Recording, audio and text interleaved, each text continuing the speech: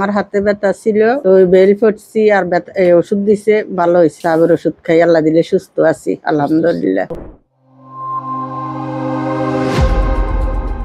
আসসালামু আলাইকুম দর্শক, আজকে আমরা কথা বলবো পারভিন আক্তার, 52 বছর বয়স। উনি আসছেন 14 গ্রাম থেকে। দর্শক, উনি আমাদের চেম্বারে যখন আসছিলেন তখন ওনার এই বাম হাতের কুনিতে তার ব্যথা ছিল, কুনির বাইরের দিকে। এই ব্যথাটিকে আমরা সাধারণত বলে থাকি টেনিস এলবো বা ল্যাটারাল এপিকন্ডালাইটিস। দর্শক, এই ব্যথাটি তার ছিল এবং উনি দীর্ঘদিন ধরে এই ব্যথায় ভুগছিলেন। উনি ওষুধ খেয়ে আলহামদুলিল্লাহ এখন উনি অনেকটাই সুস্থ। আমরা এখন ওনার সুস্থতার গল্প শুনবো রোগীর মুখ থেকে এবং ওনার হাতে যিনি আসছিলেন তার মুখ থেকে। আমার হাতে ব্যথা ছিল, তো বেল পড়ছি আর ওষুধ দিছে, ভালো হয়েছে। আবার ওষুধ খাই, আল্লাহ দিলে সুস্থ আছি আলহামদুলিল্লাহ। আমার স্বামীও খাইছে, আমার স্বামী চিকিৎসা নিছে আলহামদুলিল্লাহ। ডাক্তার নাদির সাহেবের চিকিৎসায় সুস্থ আছি এখন আলহামদুলিল্লাহ। ওষুধ দিয়েছিল মানে আমার 1 সপ্তাহ 15 দিনের হাতের ব্যথার জন্য, আমার পরে এখন পুরো সুস্থ আলহামদুলিল্লাহ, কোনো সমস্যা নেই। দর্শক, শুনলেন রোগীর মুখ থেকে। ওনাদের পরিবারের সবাই আলহামদুলিল্লাহ চিকিৎসা নিয়ে সুস্থ আছেন। ওনাদের যে ছেলে, ওনার ছেলেরও সমস্যা ছিল, ব্যথায় ভুগছিল। ওনার ছেলে সৌদি আরবে থাকে, চিকিৎসা নিয়ে সৌদি আরবে গিয়ে এখন সে আবার কাজে গিয়েছে আলহামদুলিল্লাহ। উনিও সুস্থ আছে এবং ওনারা হাজবেন্ড দুজনে আসছিলেন। ওনার দুজনেরই বাত ব্যথা এবং হাতের কুনি যে ব্যথা, টেনিস এলবো ব্যথা